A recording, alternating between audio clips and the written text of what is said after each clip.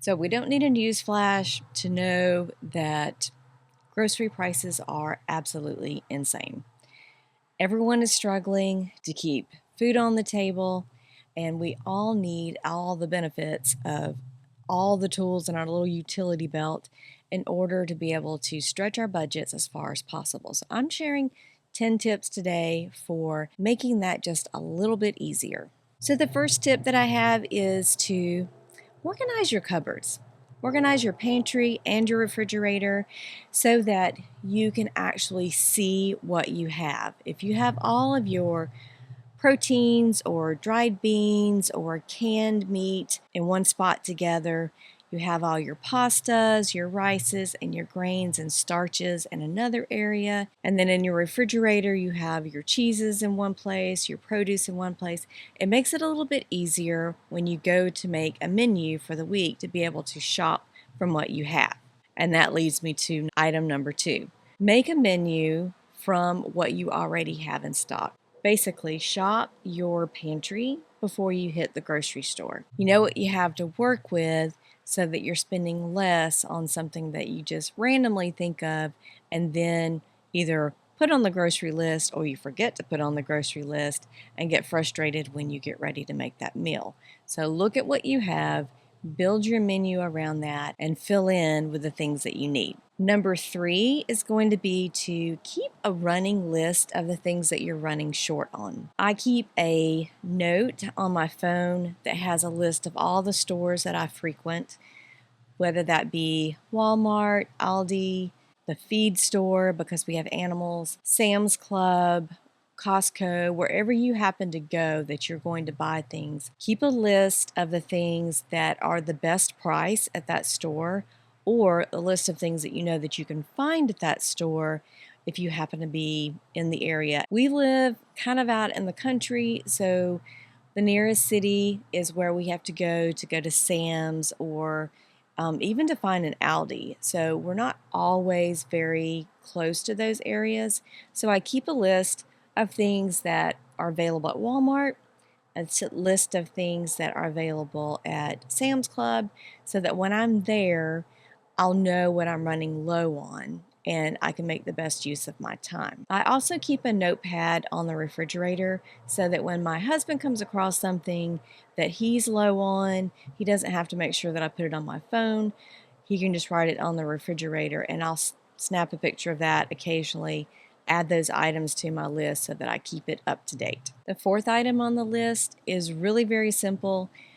We all know it, but don't buy prepared drinks. Disposable water bottles, coffee on the go, sodas, and even sweet tea that's already pre-made. These are always going to be more expensive than what you can make at home. Make use of a water bottle to carry water wherever you go. We try to make it a point to never leave our house without at least one container of water wherever we're going, so that we're not tempted to hit a drive-through and grab an iced tea or a coffee someplace because we've got something to drink with us. Not only is this a huge savings, it's also a huge savings in calories if you're trying to watch that. When you're making sweet tea in your home or even unsweetened tea, you control whether or not there is sugar and how much of it. Item number 5 is to just steer clear of spice packets and sauce packets. You can always make these economically in your own kitchen, and you probably already have all the ingredients for that.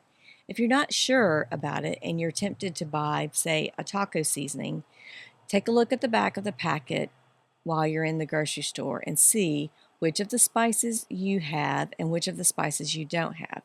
You can also make note of the list of ingredients on that packet that you can't pronounce.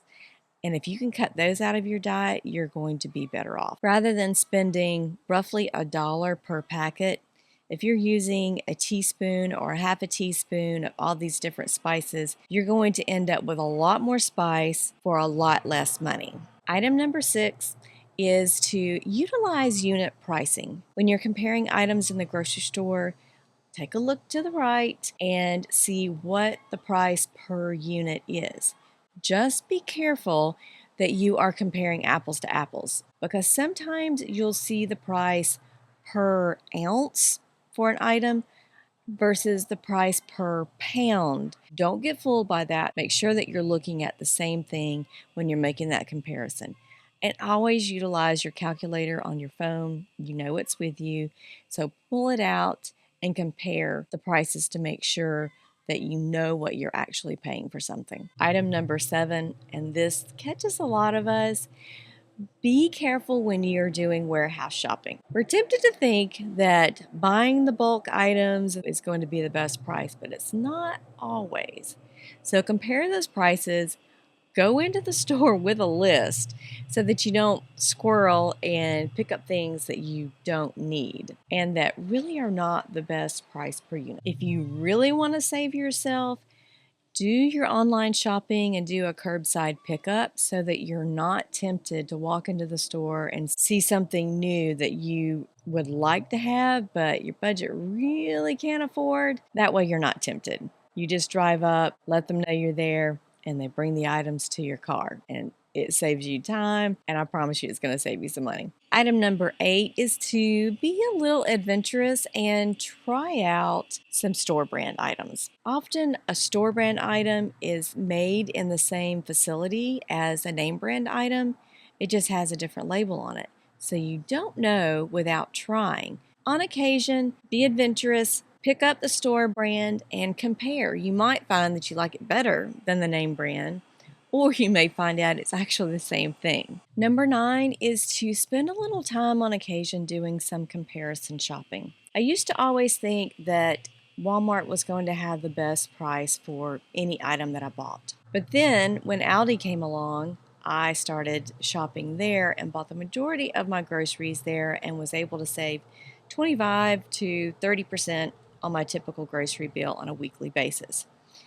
Then I've started to notice recently that there are some items that I was picking up at Aldi when I was doing the most of my shopping there, but Walmart actually had a better price on it. One of those things was pickles. I could buy a large jar of pickles at Walmart for like $5, but a much smaller jar was between $2.50 and $3. So the price per unit is actually currently much better at Walmart. So those are going to change up over time. Occasionally, just take the time to comparison price. So item number 10 is do not try to grocery shop when you are tired, when you're hungry, or when you are pressed for time. You will undoubtedly buy extra things that you don't need. You're going to forget the things that you do need. You're going to make poor decisions, and you're going to spend a lot more money. So, my friend, 10 very simple tips. These are not necessarily top secret, but there's some that we all need to be reminded of every now and then. Hopefully, this will help you save a little money in the grocery store and be a little bit less stressed as you're trying to stretch that budget out and feed your family over the course of the next week. And until the next video, have a blessed day, friend.